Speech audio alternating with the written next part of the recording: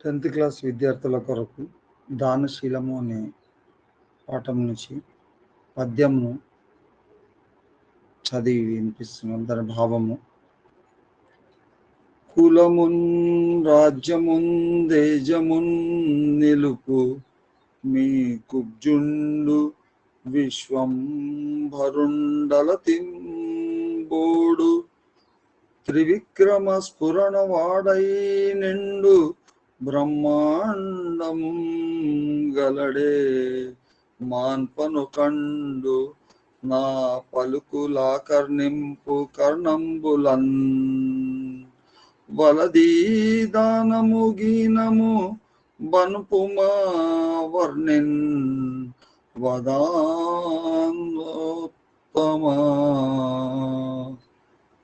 దీని భావం ఏంటంటే, దాతల్లో గొప్పవాడా ఓ బలి చక్రవర్తి, నీ కులాన్ని రాజ్యాన్ని పరాక్రమాన్ని నిలుపుకో. ఈ పుట్టివాడు విష్ణువు కొంచెం మాత్రమే తీసుకొని పోయేవాడు కాడు. 3 అడుగులతో 3 లోకాలను కొల్చే త్రివిక్రమ రూపాన్ని పొందుతాడు. బ్రహ్మాండమంతా నిండిపోతాడు. ఎవరైనా అతడిని ఆపగలరా? నా మాట విను. దానం వద్దు, గీనం వద్దు. ఈ బ్రహ్మచారిని వామనుడిని పంపించు. తర్వాత ఇంకొక పద్యం: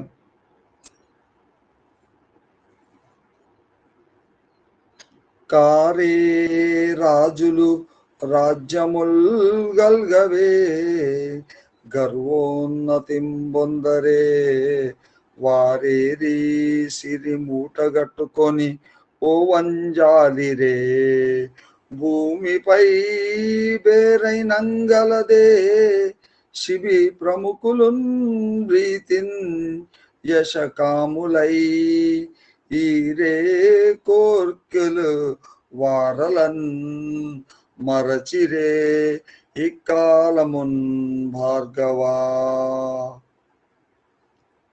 దీనికి సంబంధించి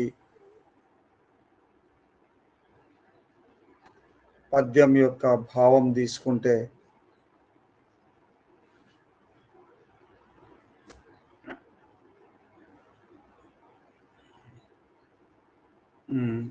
దీని పద్యం భావము: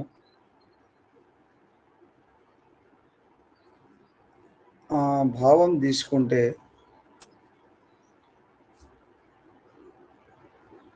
ఆచార్య, పూర్వం రాజులు ఉన్నారు, వారికి రాజ్యాలు ఉన్నాయి.